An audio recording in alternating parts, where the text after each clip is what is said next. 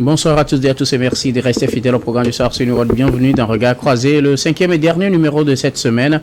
Encore 4 sujets à aborder avec nos invités. Nous parlerons d'abord du Rwanda. Londres refuse de payer à Kigali le solde de l'accord sur l'expulsion de migrants.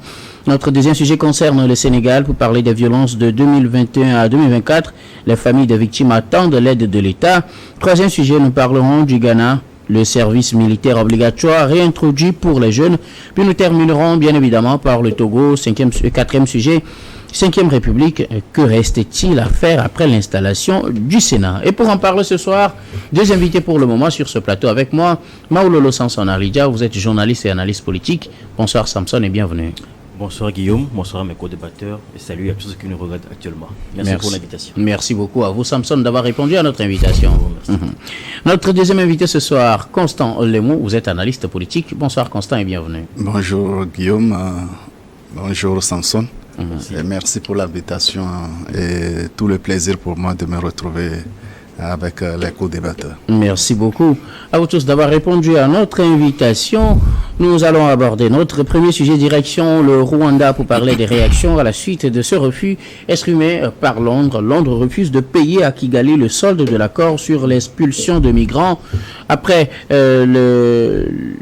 la dénonciation de cet accord entre le Royaume-Uni et le Rwanda, le Rwanda a réclamé lundi le paiement de son accord, des soldes plutôt de cet accord, 50 millions de livres sterling qui restaient à être payés.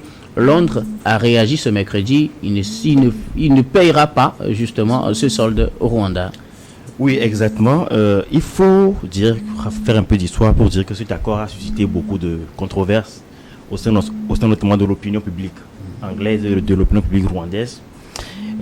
Finalement, on se souvient que c'était Boris Johnson qui avait proposé ce projet de loi que la justice anglaise avait d'abord suspendu avant de finalement autoriser, et que le nouveau gouvernement de Keir Starmer a mis fin au projet en disant que ce projet était un gaspillage de l'argent public, de l'argent du contribuable anglais.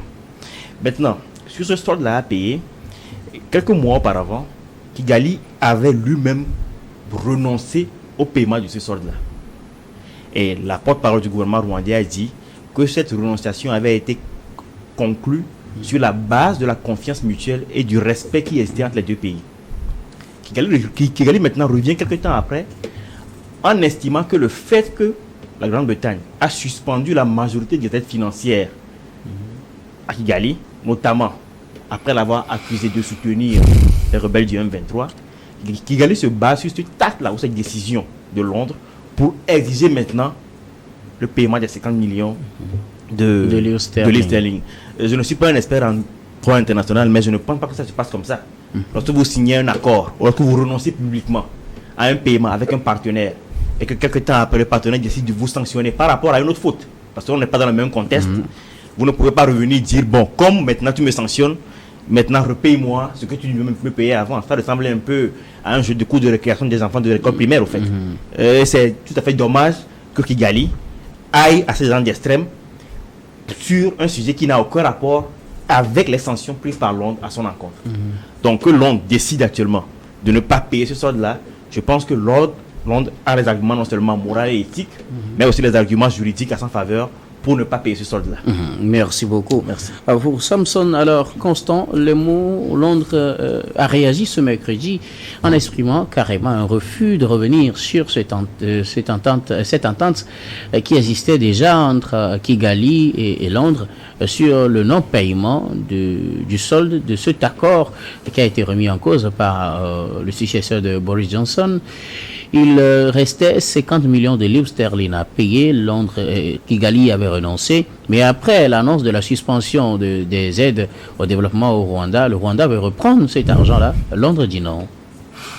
Bien, Samson venait de le dire, c'est devenu un jeu entre Kigali et Londres, dans la mesure où le projet qui n'avait pas connu de début de réalisation effective avait connu déjà un premier paiement de 220 millions de livres sterling au Rwanda. Alors, restait environ 50 millions à payer, alors qu'aucun aucun réfugié, ou du moins les migrants clandestins, aucun n'était encore débarqué à Kigali.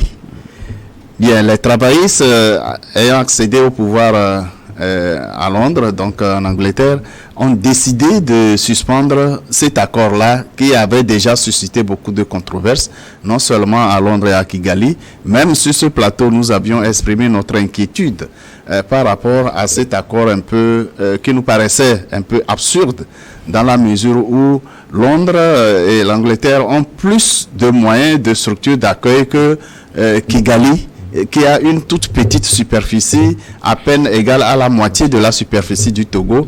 Et surtout, les migrants n'avaient pas choisi pour destination le Rwanda. C'était un peu absurde que Londres, qui n'accepte pas accueillir les migrants clandestins, décide de les expulser vers le Rwanda au lieu de les expulser vers leur pays d'origine.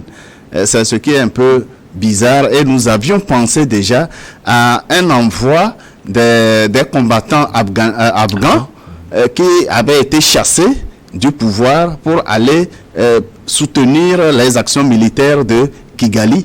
Et ce qui a fait suite, ce qui a été la suite immédiate, c'est la reprise des combats du M23 en RDC avec l'ampleur que nous connaissons actuellement. En réalité, Londres, qui fait partie de ces pays qui soutiennent un peu partout les guerres pour soutenir leur économie, n'a pas trouvé au mieux que de cacher derrière ces accords d'expulsion des migrants clandestins pour soutenir les actions maléfiques de Kigali. Voilà, aujourd'hui, Londres est obligé de se replier par rapport au fait que le soutien des pays occidentaux est fortement décrié. Le soutien des pays occidentaux au Rwanda et au M23 est décrié un peu partout. Alors, ces pays commencent à se replier un peu. Et pour Londres, il faut suspendre aussi bien l'aide, l'ensemble des aides, aussi cet accord, l'implication financière de cet accord un peu absurde entre Londres et Kigali. En réalité, je le répète, ce jeu cache en réalité beaucoup de choses cachées, machiavéliques, que ces pays occidentaux tirent des différents conflits qui règnent en Afrique, bien sûr, à leur profit. Alors, Samson, peut-on estimer que la position de Londres, souvent perçue comme certains, comme juste une sanction de face, peut être considérée comme une vraie sanction aujourd'hui quand on estime que l'aide au développement accordée par le Royaume-Uni au Rwanda est totalement coupée, que le Royaume-Uni refuse également de verser ces soldes de cet accord. Est-ce qu'il faut comprendre que Londres est dans une logique réellement de sanctions au Rwanda face à ses actions dans l'Est de la République démocratique du Congo?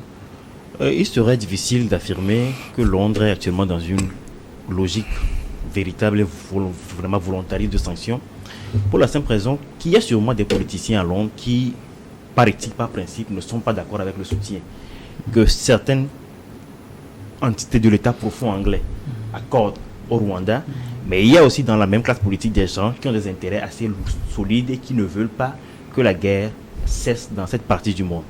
Maintenant, si le Rwanda n'a pas les moyens de mener cette guerre-là qu'elle mène au Congo, et si les pays qui ont annoncé une suspension de leur aide avaient vraiment coupé les pots, fermé le robinet comme cela a été annoncé, je ne vois pas comment le Rwanda pourrait continuer par financer cette guerre-là. À qui le pays pourrait vendre le cobalt et exfiltré du Congo?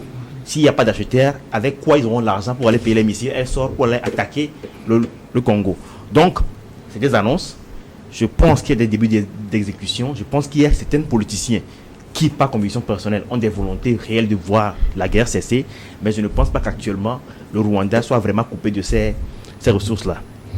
Merci beaucoup à vous, Samson. Constant Lemou, peut-on estimer que les sanctions annoncées par Londres contre le Rwanda à la suite de cette agression à l'est de la République démocratique du Congo sont de vraies sanctions? Parce que certains au début ont dit que non, c'est juste des sanctions de façade et que dans le fond ils vont toujours continuer à financer le Rwanda.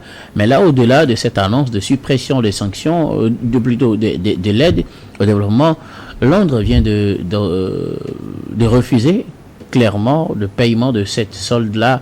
Est-ce que on peut estimer que c'est une sanction en bonne et due forme? Ces sanctions sont à considérer à double niveau. D'abord, quand nous lisons les rapports des Nations Unies sur le soutien du Rwanda au M23, nous voyons derrière les actions de soutien le financement des Occidentaux, et Londres fait partie. Si aujourd'hui ils décident, les pays occidentaux dont Londres décident de suspendre les différentes aides, en réalité ils ont déjà atteint les objectifs pour lesquels ils ont soutenu le Rwanda pour mener la guerre en RDC, dans la mesure où ils ont conclu des accords d'achat des matières premières dont le Rwanda ne dispose pas du tout, mais que la zone Kivu, qui est complètement occupée par le M23, fournit à suffisance pour les capitales occidentales. Alors, si les quantités exploitées et encore en train d'être exploitées suffisent à ces pays occidentaux, c'est évident, après les différents rapports des Nations Unies, que pour la forme, ces pays déclarent suspendre leurs différentes aides au Rwanda. Est-ce que pour les besoins humains, on peut dire qu'on en a suffisamment en quantité, parlant de matières premières? Non. Vous décidez, bon, maintenant, comme on en a en quantité, on ne va plus en prendre? Nous ne disons pas du tout que ces pays occidentaux sont déjà satisfaits des quantités engrangées. Non, mais la zone actuellement occupée fournit déjà les quantités suffisantes. Et à l'étape actuelle de la guerre, le Rwanda n'aurait plus besoin d'aller au-delà, par exemple. Alors, Cela suppose qu'ils vont continuer quand même, mais en maintenant le flux ou bien le niveau. Bien sûr, les forces du M23 sont positionnées et n'entendent pas reculer. D'ailleurs, lorsque vous lisez les différentes thématiques des projets de négociation, le M23 et le Rwanda demandent une solution politique à cette crise. Qui dit solution politique ne dit pas retrait des forces armées du M23, mais plutôt il faut que le Kinshasa accepte que désormais les zones occupées par le M23 échappent complètement à son contrôle et donc au profit du M23 et de ses soutiens. Merci. Voilà pourquoi, pour donner toute la forme d'un potentiel cessez-le-feu et la satisfaction des résultats de cette guerre, les capitales occidentales prétendent suspendre leur aide. Mais en réalité, c'est que les objectifs sont suffisamment atteints. Merci beaucoup à vous tous pour vos contributions. Nous allons marquer la première pause, puis on reviendra tout à l'heure pour la suite de cette émission.